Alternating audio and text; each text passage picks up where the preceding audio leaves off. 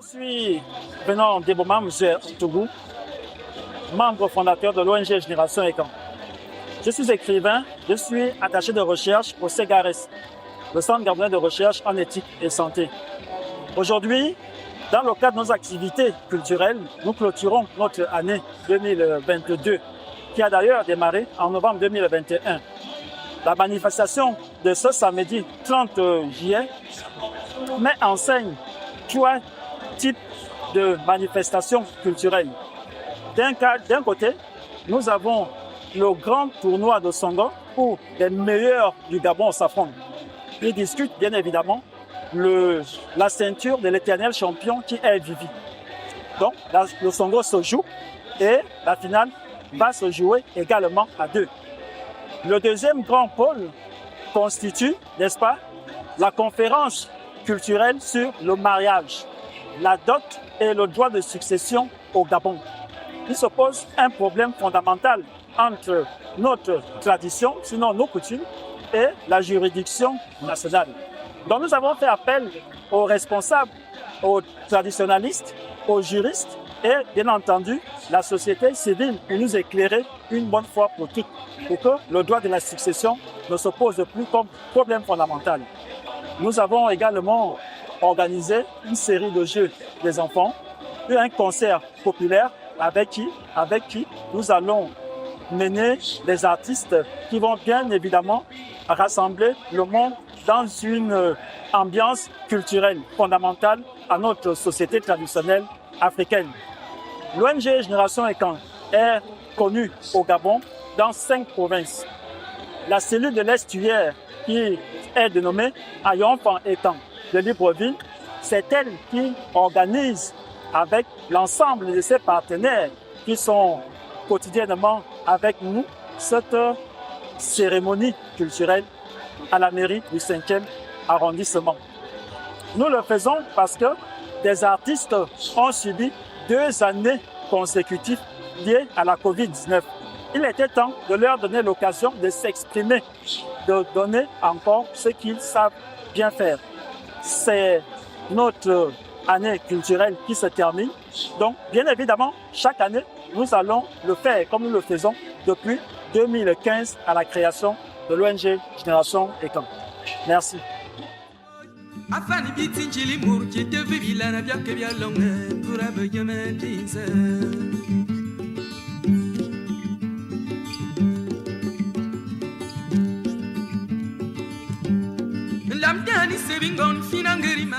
Bonjour, je suis Okan de Koulou, un outil d'Abian.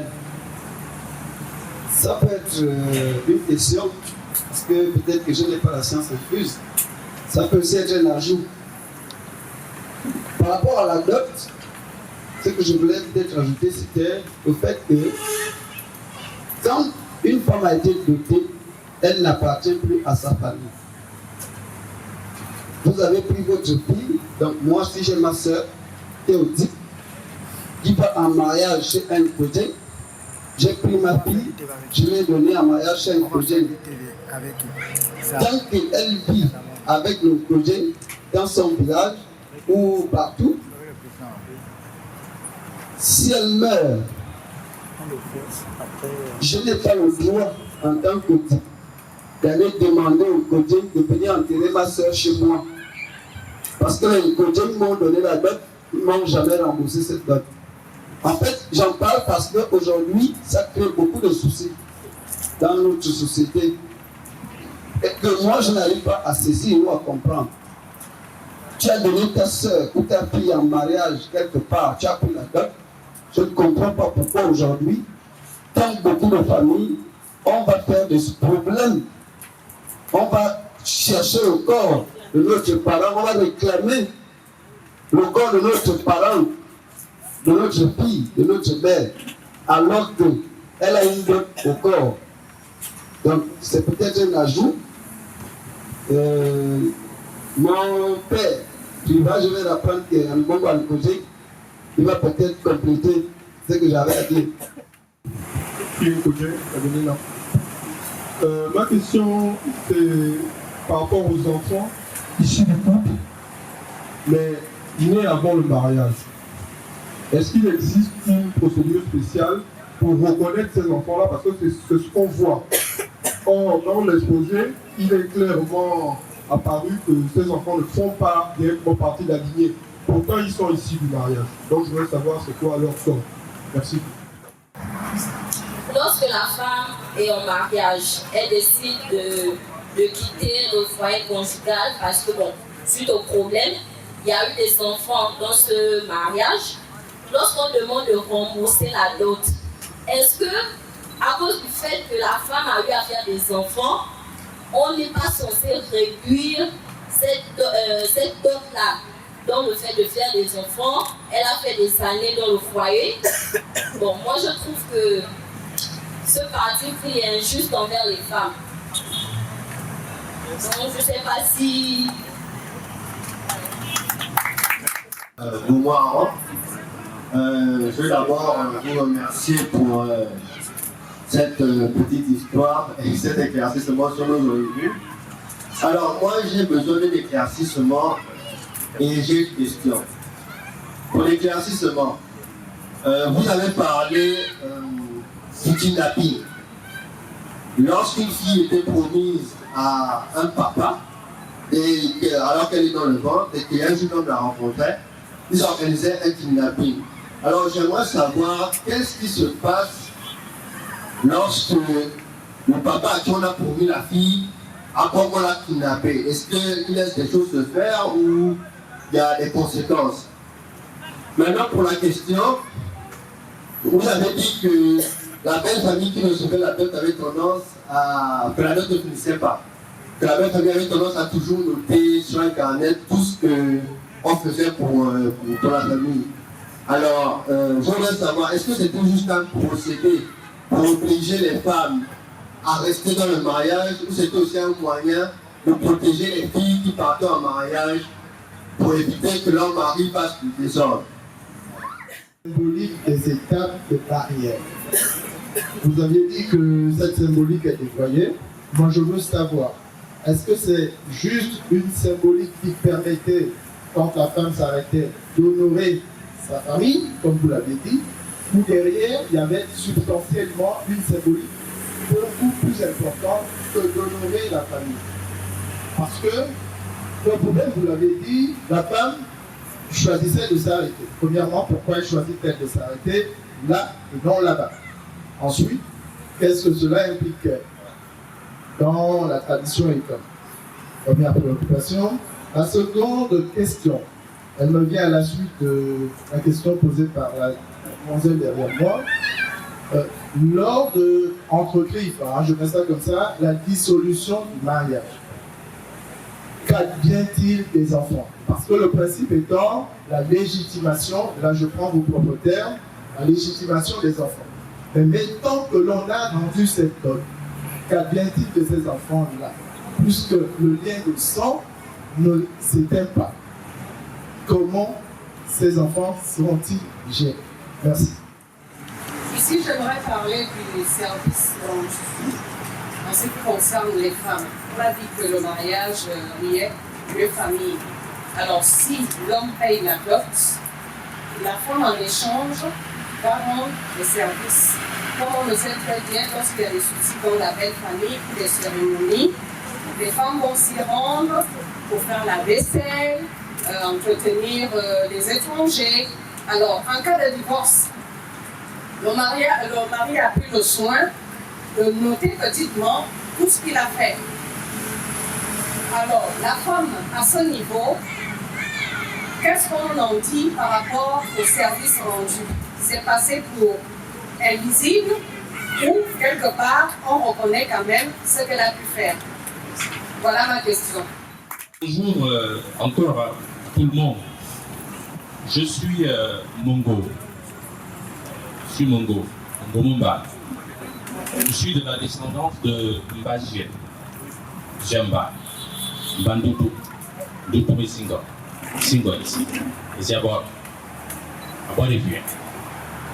Les vieux, ça, je ne dis pas. On m'a interdit de citer après Boniface, parce qu'il est quelque part. Pour revenir aujourd'hui sur la thématique qui nous est dit, c'est-à-dire les successions ou le droit successoral au Gabon, il y a beaucoup de choses à dire. Il y a beaucoup de choses à dire.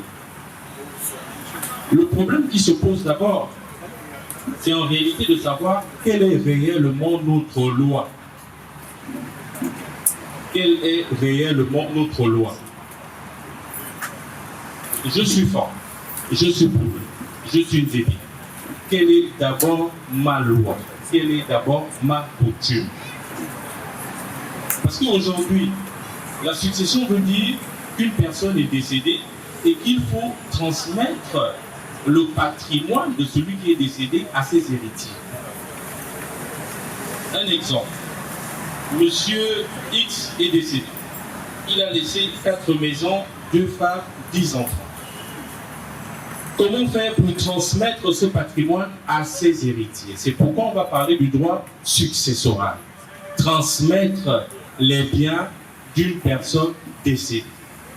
Là, avant d'aborder les aspects juridiques, conformément au droit français, je vais d'abord rentrer dans la coutume forte. Est-ce que les femmes ont un droit successoral coutumier? Est-ce qu'avant l'arrivée des Blancs, les femmes savaient organiser la succession dans leur communauté? Est-ce qu'avant l'arrivée des Blancs, les Pounous savaient organiser la succession dans leur société? À cette question, je vais dire oui. Les femmes ont un droit de la famille. Les femmes ont un droit de la famille. Et qui dit droit de la famille dit la filiation parentale. J'ai fait un enfant, je donne à cet enfant le nom que je veux. C'est ça la filiation. Et c'est ça qu'on enseigne dans les facultés de droit aujourd'hui. L'enfant savait donner le nom à son enfant avant l'arrivée du blanc. L'enfant connaissait le divorce. Abbas. Minga Abbas. C'est ça le divorce. Minga Abbas. C'est ça le divorce. La succession dont on parle. Les femmes ont un droit successoral. Le problème qui se pose, c'est qu'avec l'arrivée des Blancs, on a mis en place deux types d'organisation judiciaire. En fait, on parlait de l'organisation de la justice à deux niveaux. Il y avait, pendant la période coloniale, des tribunaux coutumiers qui étaient chargés de gérer les affaires des autochtones. Et de l'autre côté, il y avait des tribunaux de droit français qui étaient chargés de gérer les litiges qui opposaient les Français. Maintenant, à partir des années 46, un décret va sortir pour interdire les tribunaux coutumiers de gérer les litiges qui opposent les autochtones. Et c'est le problème que nous avons aujourd'hui, parce qu'en fait, tous nos problèmes aujourd'hui sont gérés maintenant par les tribunaux modernes. À partir de cette personne qui dit tribunaux modernes, dit le droit français. Et donc, vous voyez que ici, le mariage et les successions sont liés, parce qu'en fait, si vous vous limitez seulement au mariage coutumier, en cas de décès du conjoint, on applique quoi? Est-ce la coutume? Est-ce le droit civil français? Puisque nous avons hérité de ce droit-là. C'est tout le problème qui se pose aujourd'hui, parce que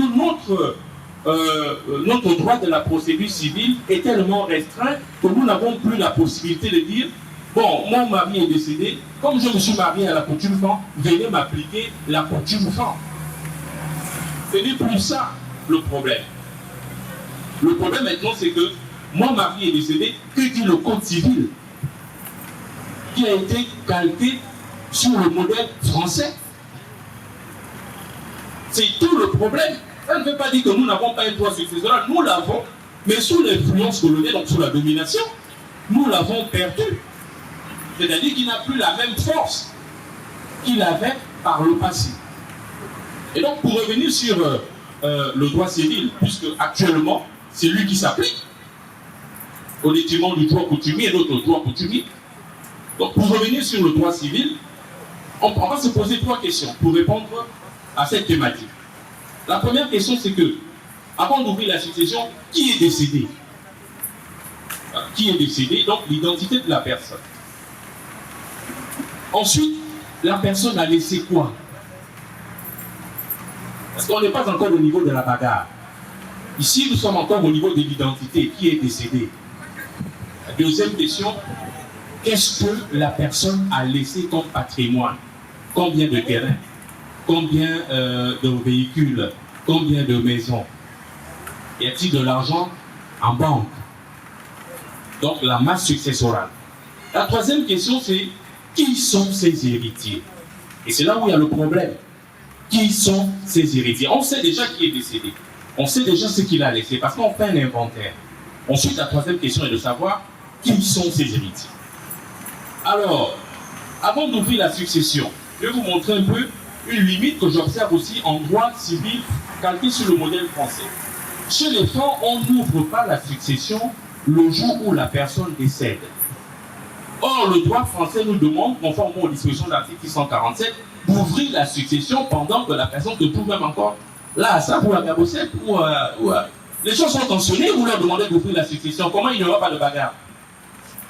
La coutume dit non, vous attendez. C'est le dernier jour qui précède le retrait de deuil qu'on va ouvrir la succession. J'ai même l'impression que notre droit est meilleur que celui qu'on nous impose actuellement, qui nous demande d'ouvrir la succession le jour de l'annonce du décès. Vous voulez quoi? C'est ça les tensions du moment. On cherche même encore à donner l'information à toute la famille. On demande déjà, conformément aux dispositions de l'article 647, ouvrez la succession. Le franc n'est pas attaché au bien. Le franc, c'est d'abord son frère qui part. C'est lui qui l'intéresse d'abord. Le reste, c'est après. C'est pourquoi on va dire, quand on va organiser le retrait de deuil, nous allons nous retrouver pour voir de quelle façon on va transmettre le patrimoine de celui qui est parti à ses enfants. Nous ouvrons désormais la succession tellement tôt. Et c'est ce qui cause des problèmes. Et aujourd'hui, la conséquence, c'est quoi? Au lieu d'organiser les retraits de deuil, on organise déjà plus les messes de requiem, les messes d'action de grâce, parce que les veuves et les collatéraux ne s'entendent pas. Donc chacun va demander la messe pour le défunt avec ses enfants. Parce que pour organiser le retrait de deuil, il faudrait que nous soyons d'abord solidaires et qu'on prépare le retrait de deuil ensemble. Or, c'est au moment de l'ouverture de la succession que les bagarres commencent. À partir de cet instant, les gens ne peuvent plus se retrouver pour aller organiser les retraits de deuil. Alors, je vous explique le droit français, hein, je fais le droit comparé entre les coutumes, c'est que notre coutume dit, et c'est que le droit français nous propose, et qui s'applique actuellement. Alors, les héritiers légaux, article 683, les descendants, d'abord les enfants. Les enfants. Vous savez, chez les parents, on dit, autant d'hommes, autant de villages. Si votre mère a fait 4 hommes, 4 enfants, de sexe masculin, chacun, normalement, est appelé à bâtir son village. Donc, à la mort de votre frère ou de mon frère, normalement, nous, on vient pour organiser la succession de celui qui est parti. Normalement, on n'est pas concerné, sauf si il n'a pas laissé d'enfants. Donc, la première catégorie ici, ce sont les enfants. Et les dispositions de l'article 683 sont claires. Les enfants, le père et la mère du défunt, parce que beaucoup de femmes aussi, ça, je vous attaque un peu, vous avez tendance aussi à oublier ça. Le père et la mère sont concernés conformément aux dispositions de l'article 683. Un quart. Les enfants, un quart. Le père et la mère, un quart. Ensuite, les conjoints, ou les conjointes, donc les veuves, un quart. Ensuite, les frères et sœurs. Exception, j'écris ici exception, pourquoi? Parce qu'en fait, cette catégorie rentre dans la succession, sauf si et seulement si le défunt n'a pas laissé d'enfants. Parce que les enfants et leurs oncles ne peuvent pas être en concurrence sur les biens de leur père. C'est aussi clair que ça. Parce que si vous venez discuter les biens de votre frère avec ses propres enfants, mais quand vous allez mourir, est-ce qu'eux aussi partiront de leur succession pour venir discuter chez vous? Voyez-vous un peu l'embouteillage, le désordre que cela va créer? Restez dans votre posture. Et les gens ont oublié un proverbe. Bon, la dose Tingo Awini, et pour ma piquine, non, on peut le payer. Si mon frère décède, il a laissé des enfants, ce sont désormais mes enfants. La fille ne peut pas aller en mariage sans dire appeler papa Mongo. C'est lui maintenant. Donc ça ne sert à rien de s'attaquer à eux, puisque tout ça, c'est désormais votre patrimoine. Donc, ce qui passe ici, c'est vraiment ça. C'est-à-dire que j'ai défini ici 4 catégories. Les héritiers légaux, les descendants, donc les enfants, un quart. Ensuite, les pères et mères du défunt, un quart. Ensuite, les conjoints, un quart. Et il arrive aussi une situation. Vous imaginez un cas où le monsieur qui est décédé gardait ses neveux dans la maison. C'est lui qui les entretenait, l'école, tout. C'est-à-dire qu'il a pris les enfants de sa sœur, venez ici. Et ici, la loi dit exceptionnellement pour ce cas-là, on va prévoir un cas.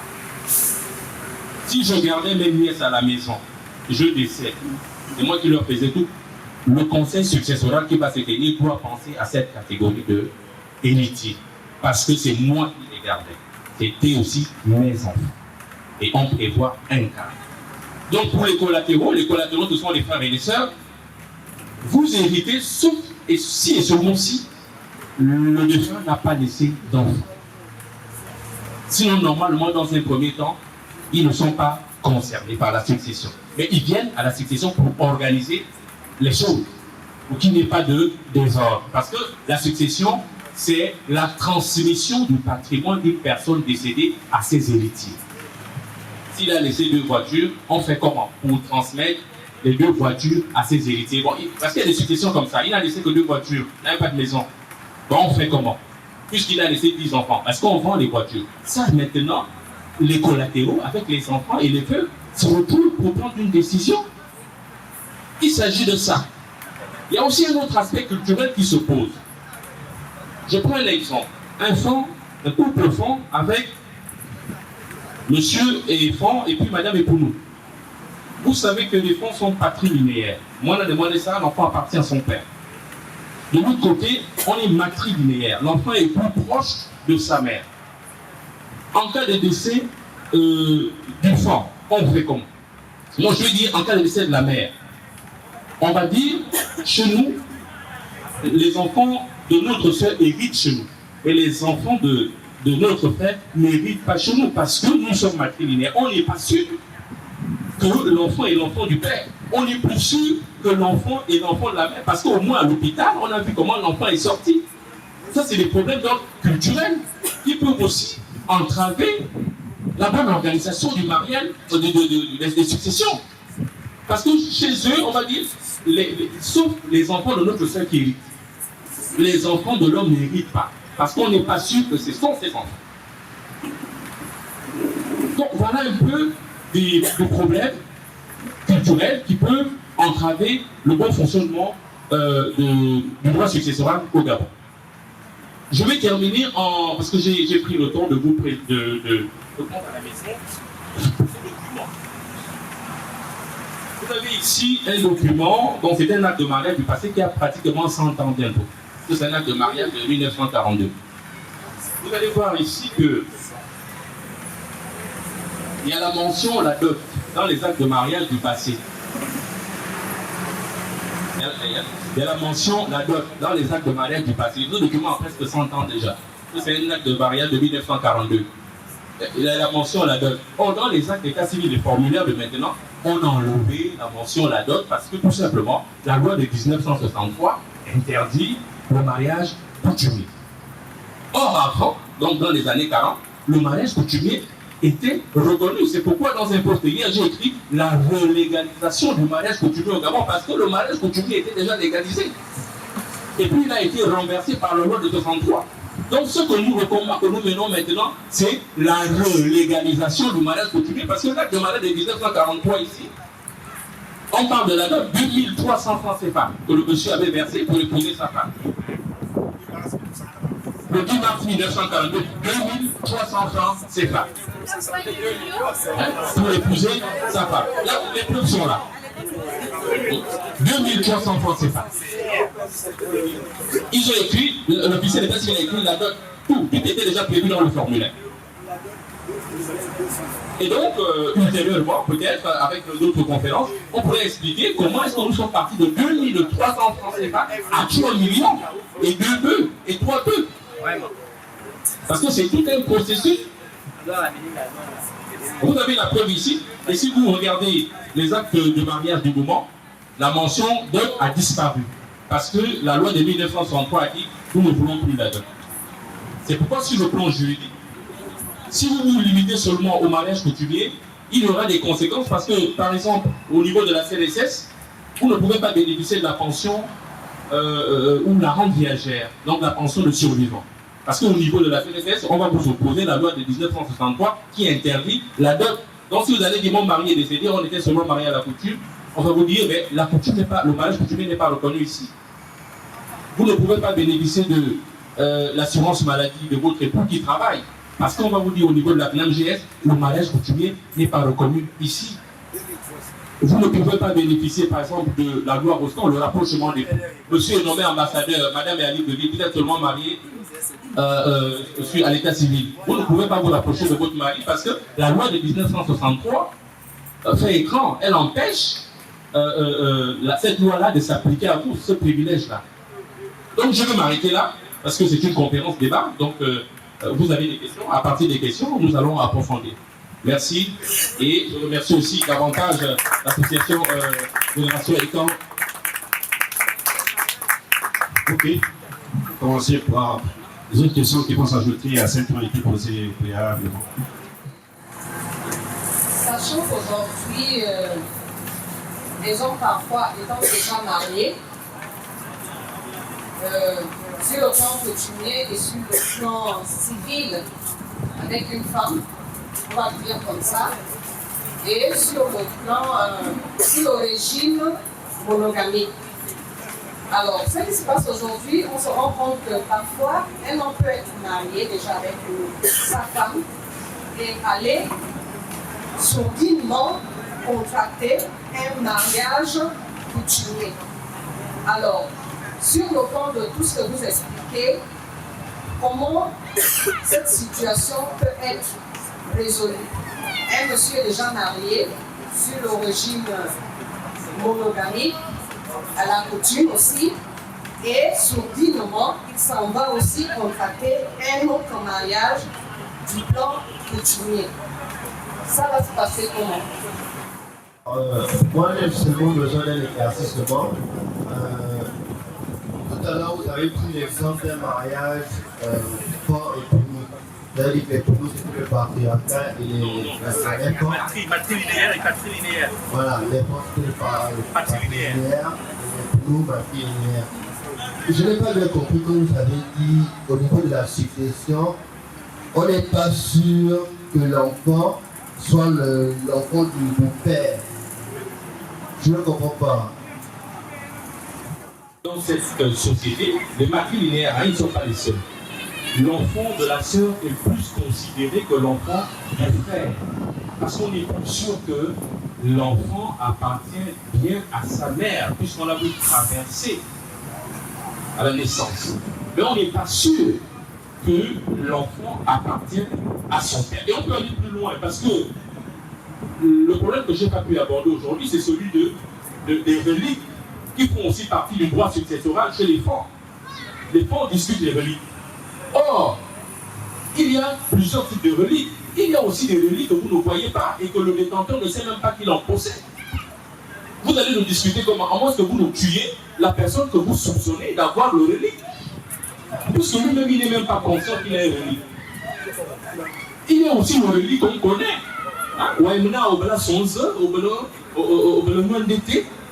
Voilà, et là, vous pouvez aller l'attaquer pour dire donne-nous aussi un peu ce que tu as, nous sommes devenir riches comme tu es. Donc c'est lui que le père a choisi. Parce qu'il n'y a pas que les biens, hein, il y a aussi l'immatériel qui est là, dans ces successions-là. Vous voyez une succession qui brûle, entre-temps, ce n'est même pas la voiture. On discute ce qui a donné lui à la voiture. Et là, les juristes ne peuvent pas intervenir puisque eux aussi ne comprennent rien. Mais ceux qui sont les seuls à se batailler dessus savent ce qu'ils discutent réellement. Ça aussi, c'est une forme de succession dont on n'en parle pas assez. et qui détruit aussi, quelqu'un va dire, mon père est décédé, voilà, il avait donné au grand frère, le grand frère n'est plus, ça ne vous appartient pas, chers enfants. C'est pour nous. Donc c'est à mon tour, donnez-moi. Ça aussi, c'est une forme de violence. Les reliques. Alors donc, pour revenir sur l'angle culturel dont je parlais tout à l'heure, là nous sommes dans les communautés en fait. Hein. Ce sont des considérations culturelles. Hein, l'enfant, moi le fond par exemple ne dirait pas que est-ce que c'est mon père qui a fait réellement cet enfant, non, puisque la femme peut continuer à faire les enfants après même le décès de son époux. Et les enfants l'appartiennent toujours à celui qui est parti. Mais de l'autre côté, le problème n'est pas vu comme ça. Voilà. L'enfant de la sœur est plus considéré que l'enfant du frère. Parce qu'on est sûr, très sûr, qu'il s'agit effectivement de l'enfant de ma sœur. Un monsieur a été arrêté en possession du crâne de son père. Et qu'il a été arrêté pour ça. Et quand il explique la situation, il dit que c'est mon père lui-même qui m'a dit d'aller penser. Ça fait des années que je suis avec moi. Et je fais mes soins traditionnels avec, c'est aussi un famille thérapeute.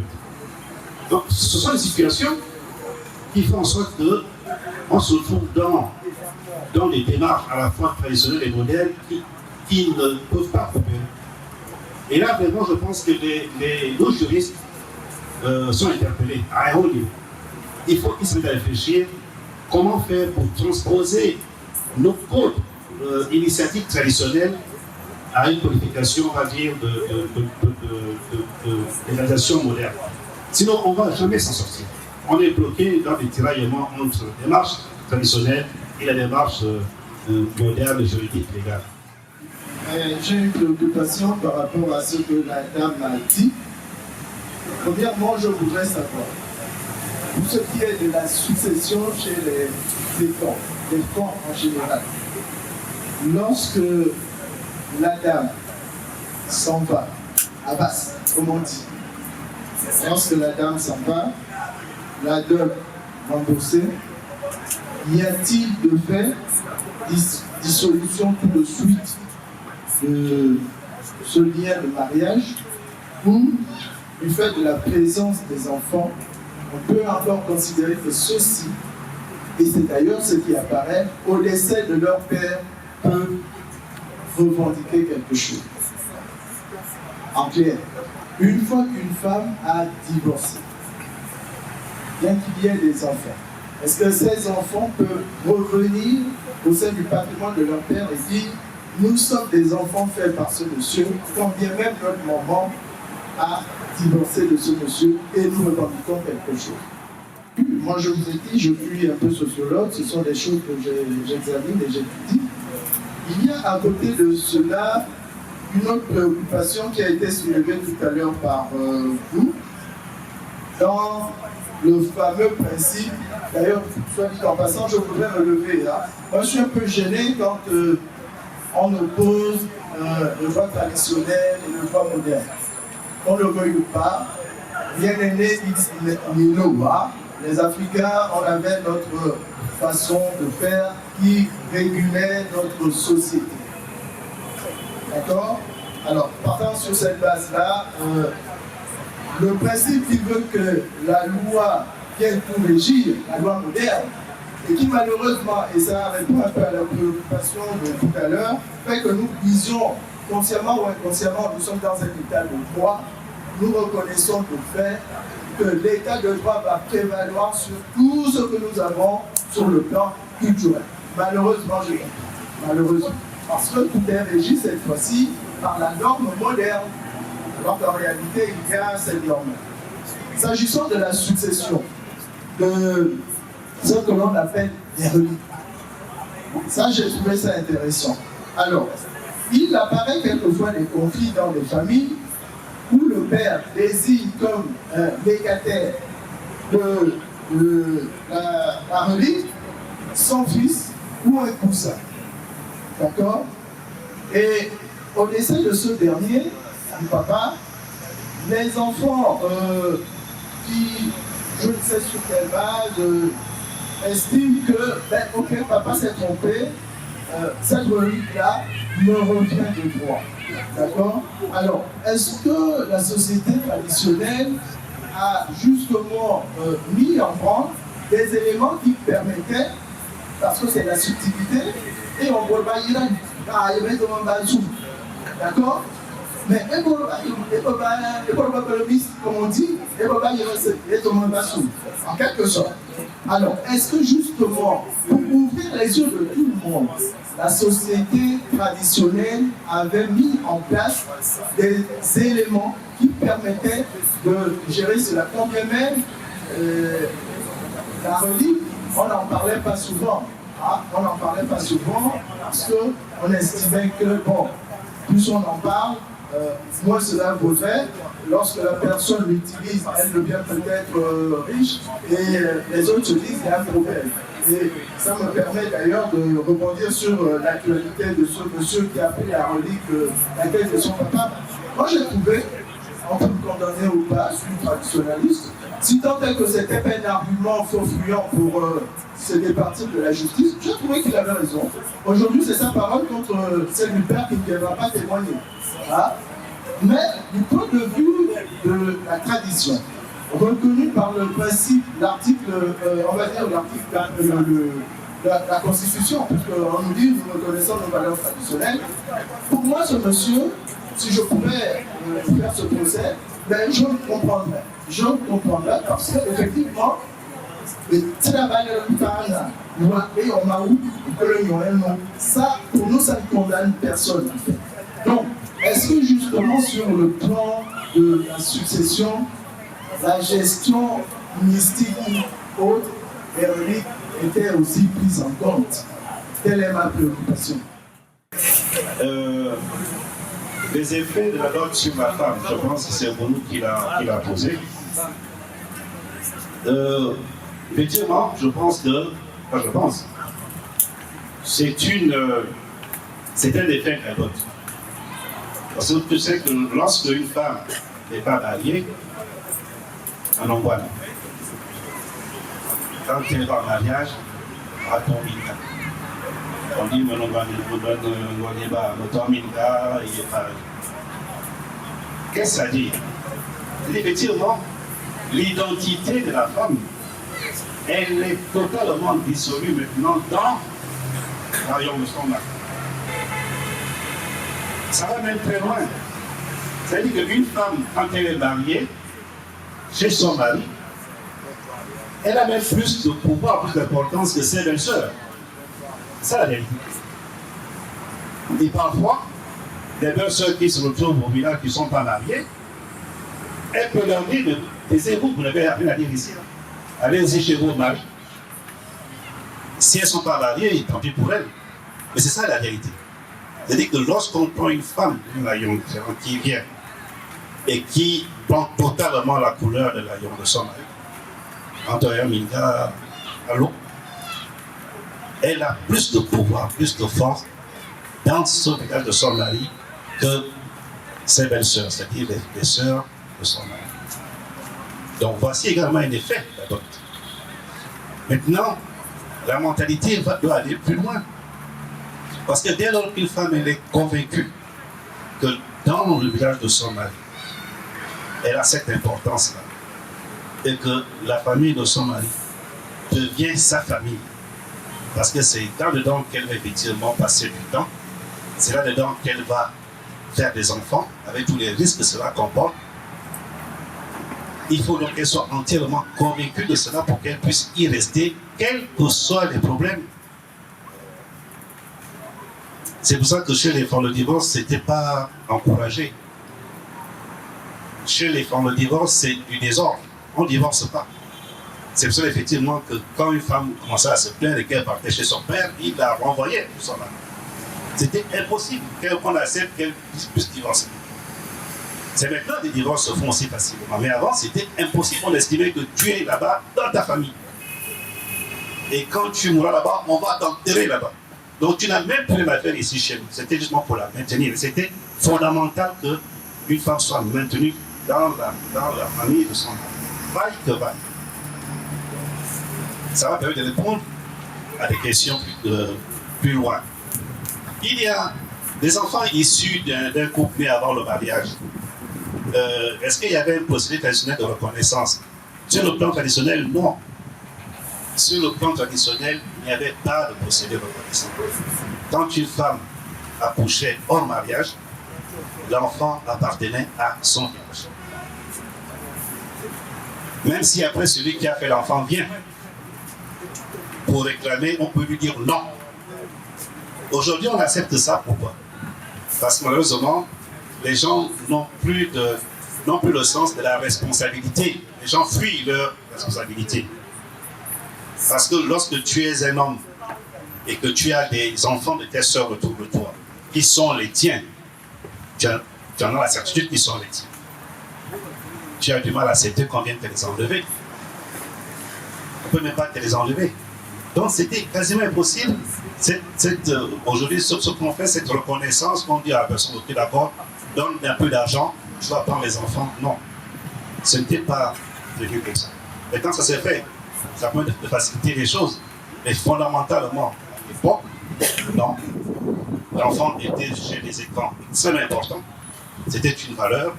Et une fois que tu l'avais dans ton escarcelle, de ton côté, tu ne voulais pas qu'on te l'enlève. Donc, ce n'était pas prévu comme ça. Ensuite, le remboursement de la dot et la naissance des enfants. Lorsqu'une femme se marie et qu'elle est dotée, et qu'elle a donc un statut, entre Minda de. Tant qu'elle est mariée, tant qu'elle est dans ce statut-là, tout ce qu'elle fait, c'est dans le cadre de son mariage, c'est dans le cadre donc de la généalogie de son mari. Normalement, une fois elle sort de là après le divorce, le statut des enfants ne change pas. Parce qu'elle a fait dans le cadre du mariage. Le statut des enfants ne change pas. Elle va partir, si elle a de la chance, elle se marie là-bas, elle fait encore d'autres enfants, c'est autre chose. Mais le statut des enfants reste tel. C'est pour ça qu'il n'est pas possible que les enfants puissent venir revendiquer. Ils revendiquent quoi? Ces enfants, ils n'ont rien à revendiquer. Ils sont reconnus comme enfants du mariage de leur père. On monte dans des sens, c'est pour ça que c'est établi ainsi.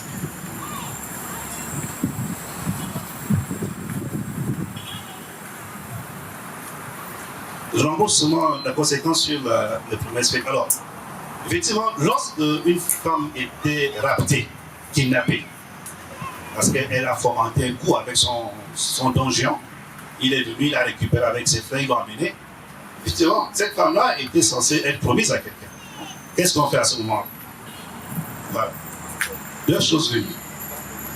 Ou bien le monsieur n'est pas du tout d'accord parce qu'on lui a promis quelque chose, il tient à ce que ce soit cette fille-là et aucune autre, ça peut aller à des guerres.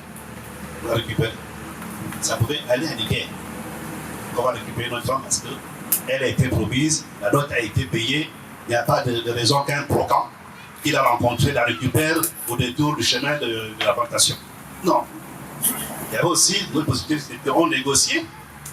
Les parents de la femme qui a fui, qui ont pris la dot, négocient pour dire écoute, on peut trouver quelqu'un d'autre.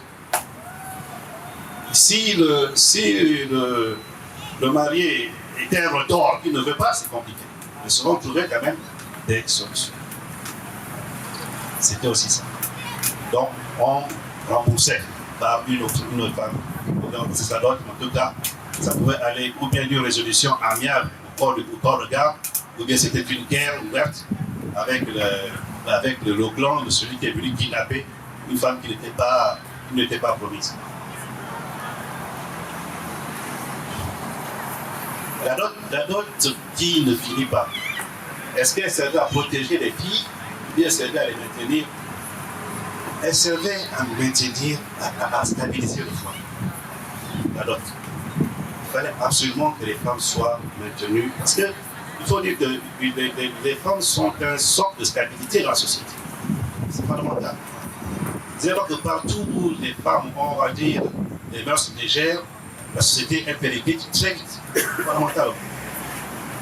Donc c'est ça qu'il fallait maintenir la femme, on va dire, quasiment dans une sorte de, pas un carcan, mais dans une sorte de situation telle qu'il ne peut pas y avoir une déliquescence des mœurs autour d'elle.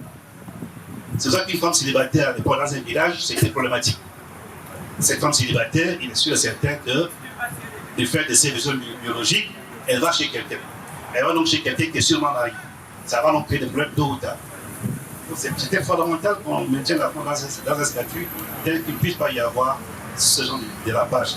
Effectivement, la note servait également à ça. La symbolique des étapes. Effectivement, tout ce qui se faisait à l'époque avait un sens. D'ailleurs, quand on mariait, lorsqu'on se marie, quand vous entendez les chants que les femmes chantent, tout ça là, ça a un sens. Ce n'est jamais gratuit. Tous les actes sont gratuits.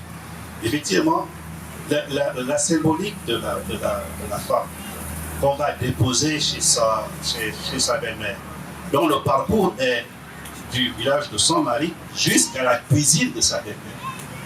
Jusqu'à la cuisine de sa belle-mère où on va l'asseoir et on va la nommer. Parce que la personne va lui donner le nom de... Voilà. Et lorsqu'elle marche et qu'elle s'arrête, parce qu'elle réclame que sa famille soit honorée, ça a deux sens. Non seulement il faut que là-bas, sa belle famille, la famille de son mari, montre l'intérêt qu'ils ont à la voir avec elle. Donc, chaque fois fasse des efforts. Mais également, c'est que sa famille, à elle, doit se sentir honorée. Honorée et surtout, on va dire, dédommagée de la perte. Parce que lorsqu'on se sépare d'un être, la famille, c'est toujours une perte, quelque part. C'est toujours une énergie qui est partie ailleurs, c'est quelque chose qu'on a perdu. Il faut donc pouvoir, on va dire, dédommager, satisfaire un peu la famille pour qu'elle accepte de bonne grâce. En définitive, on se sépare de notre bien.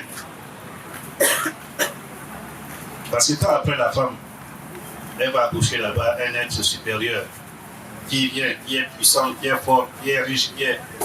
C'est pas la famille de sa maman qui en bénéficie, c'est d'abord la famille de son père. Or, c'est la maman qui a peut-être même amené toute cette richesse-là.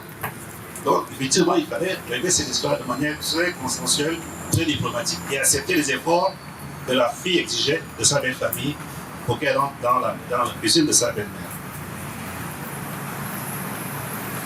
Il y a quelqu'un qui a dit, bon, lorsque le mariage est dissous, et que la grosse, la dot est remboursée,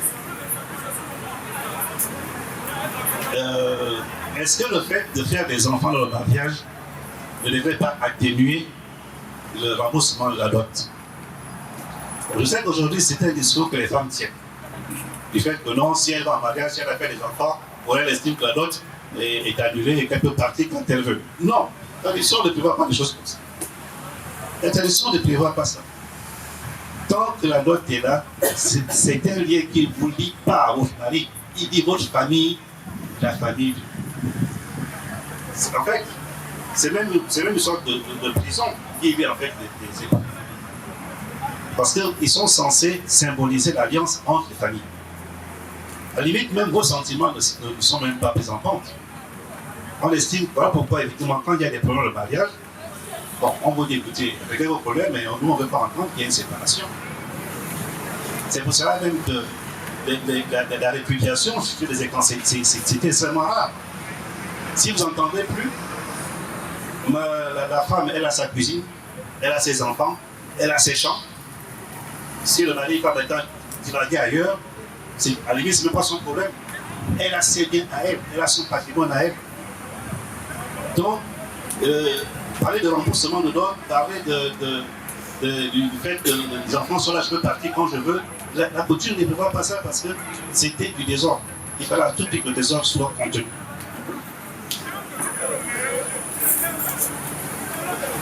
On a posé la question sur le service rendu par les femmes. Ok, pour ça du mariage.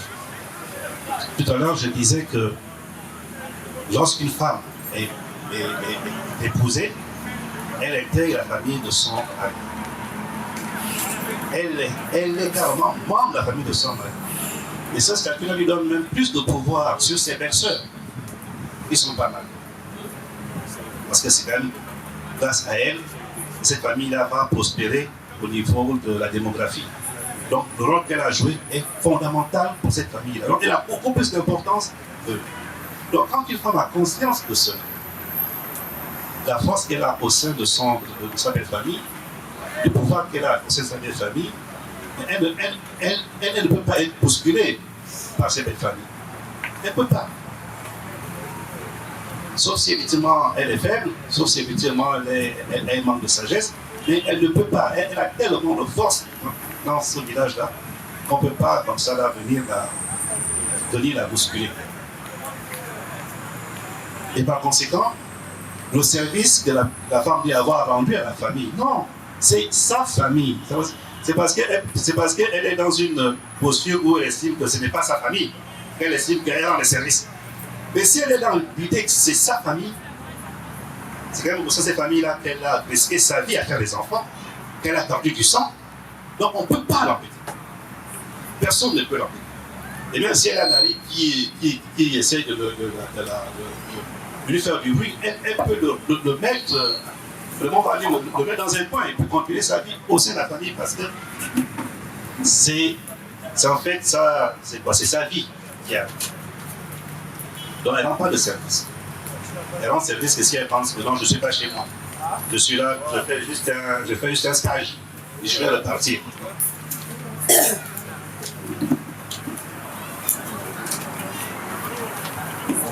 Sur le mariage coutumier, le mariage civil, quelqu'un a posé la question de savoir, voilà, il y a des gens qui sont mariés civilement et puis de manière sournoise vont se marier à la coutume. Voilà. Et qu'est-ce qu'on fait dans ce genre de cas? En fait, les magistrats se fourvoient. Parce que le mariage coutumier n'est pas reconnu comme un mariage. Le mariage coutumier n'est pas reconnu comme un mariage.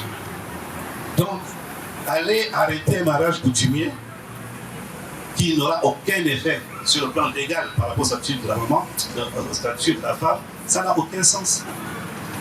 Mais souvent, comme ce sont des dossiers qui atterrissent aux mains des femmes magistrates et qu'effectivement elles sont également concernées, elles prennent des dispositions qui n'ont pas de sens.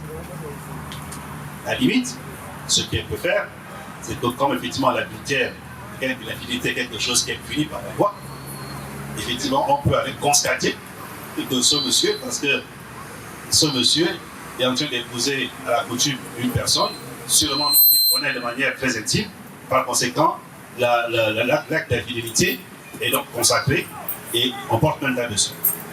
Mais dit qu'on va l'arrêter un événement qui n'a aucun impact légal sur le statut de la femme qui a la maison, qui est mariée, légalement, monogamie, communauté des biens, je pense que ça n'a pas de sens, ça fait plus de problèmes qu'autre chose.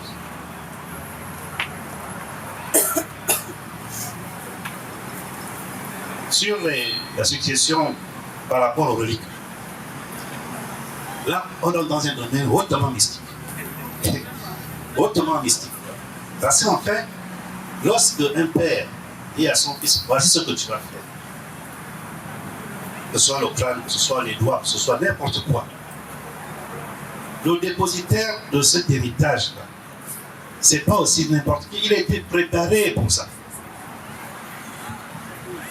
Si son frère, ou son cousin, ou son neveu vient revendiquer quelque chose, mais qui ne lui convient pas, c'est problématique. Et il y a beaucoup de familles effectivement qui ont chuté, parce que celui à qui on a remis la relique a été contesté, on lui a arraché mystiquement, et puis la famille est au plus bas, avec plein de problèmes, avec des malades, avec des accidents chaque année, avec des morts qui s'enchaînent tous les 2 ou 3 ans. Parce que justement, les gens n'ont pas respecté la volonté du défunt. Et tout ce qu'il a pu préparer mystiquement pour faire hériter à un des siens la relique n'a pas été respecté. Donc effectivement, c'est prévu la succession. Mais comme maintenant c'est des affaires hautement mystiques, on est dans le monde du mot. On ne maîtrise pas tout. Mais ce qu'il faut retenir, c'est que celui à qui il a été indiqué hériter d'une relique, ce n'est pas une personne saine. Elle a été préparée pour cela. Et cela lui revient de droit. Et lorsqu'il est là en général, quand quelqu'un là, ce n'est pas pour lui-même. C'est jamais pour lui-même seul. C'est pour la famille. Et si on le laisse travailler, il travaille pour la famille. C'est vrai qu'il y a des gens qui, dès qu'ils ont ça, ils ne veulent plus aider les autres. Mais même ceux-là aussi, après, les choses ne vont pas comme il convient. Voilà. Donc, je pense avoir répondu à toutes les questions. Il restait la question du jeune que tu as répondu sur matrilinéaire. En fait, la matrilinéarité et la patrilinéarité, ce sont pas des concepts qui ne sont pas introduits dans le corpus juridique moderne. On retrouve ça dans le corpus juridique traditionnel. Et ceux qui sont matrilinéaires, c'est-à-dire que l'enfant de la sœur hérite du frère. C'est ça. Parce que le frère, il est sûr et certain que l'enfant de sa sœur, c'est pas l'enfant de sa sœur. Il n'est pas sûr et certain que les enfants qui sont dans la maison sont ses enfants. Oui, c'est ça. Il a fait parce qu'on lui a dit que c'est lui. Mais sinon, il est beaucoup plus sûr de l'enfant de sa sœur. Donc, il peut faire de son héritage au patrimoine à l'enfant de sa sœur. C'est ça en fait la matrilinéarité. Chez les écrans, c'est différent. Nous, on est matrilinéaires. Qu'ils soient ton enfant ou pas, et alors qu'il est né dans la lotte, c'est ton enfant. Voilà. Et puis, il peut effectivement même changer la situation. Ça devient très embêtant lorsque les familles sont divisées. C'est là où on commence à faire la différence. Donc, non, toi, tu es pas l'enfant de notre père. Tu es l'enfant de quelqu'un qui est au village là récemment. Voilà. Là, c'est quand les familles sont divisées. Quand les familles restent unies, on ne tient plus compte de ça. On tient compte de cet enfant-là. Il est né à la maison de papa. Il a grandi sur la main de papa. Et c'est l'autre frère. Voilà, donc je pense avoir répondu à toutes les questions, sauf s'il y a eu d'autres. Alors, je suis Gaëtan Mongo, voilà, juriste traditionnaliste. Je suis ici à la mairie du 5e arrondissement parce que j'ai été invité par l'ONG Génération Ekan pour animer la conférence sur la dot, le mariage coutumier et les successions au Gabon. Voilà, ça s'est très bien passé parce que les gens étaient nombreux à réagir sur les thématiques du moment, notamment la succession, que dit la loi au Gabon et que dit la coutume des parties. Nous avons également abordé la problématique de la dot et celle de la légalisation du mariage coutumier sur l'ensemble du territoire. Voilà, le public a réagi beaucoup, il y avait beaucoup de questions, on n'a même pas pu épuiser toutes les questions par rapport au temps. Parce qu'il y avait tellement de thématiques à aborder aujourd'hui et on n'a pas pu épuiser toutes ces thématiques-là. Voilà. Le public a beaucoup réagi et nous nous sommes encore donné rendez-vous dans un avenir assez proche parce que les préoccupations sont nombreuses. Il y a le problème de l'affiliation aujourd'hui qui se pose dans plusieurs communautés. Il y a également la problématique de la succession. Il y a également la problématique de la dot et du mariage coutumier. Voilà. Toutes les thématiques n'ont pas été épuisées parce que, faute de temps, mais nous pensons et nous voulons penser que Génération Ekan, dans un avenir proche, pourra effectivement nous réunir à nouveau. Je veux également remercier les autorités de la mairie du 5e arrondissement qui ont accepté que nous puissions nous manifester ici et qui d'ailleurs étaient tellement contents de notre présence et de la qualité des thématiques que nous avons pu aborder aujourd'hui. Je vous remercie et je vous donne rendez-vous dans un avenir très proche. Merci.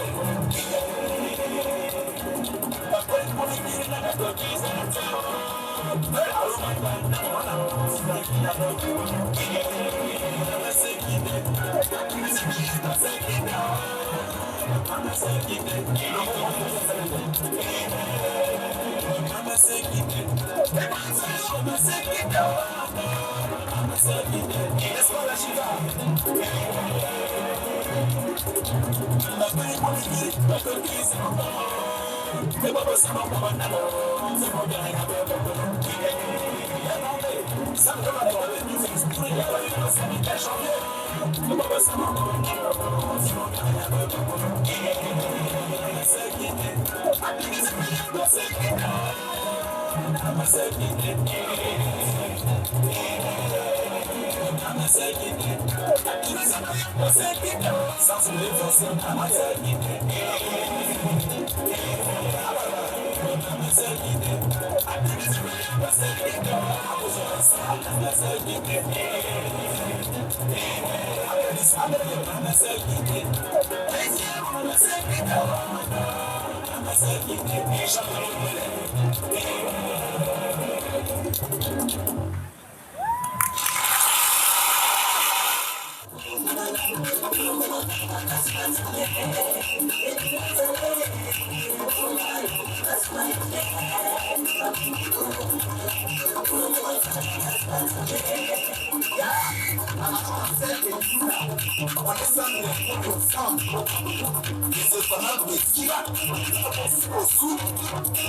culture est la plus grande richesse.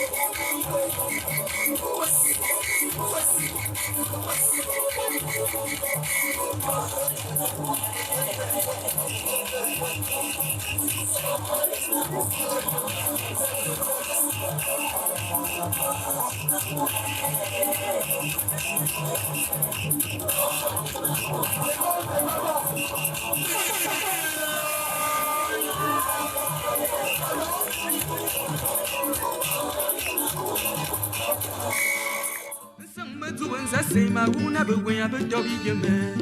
Dobi ne venye li puro.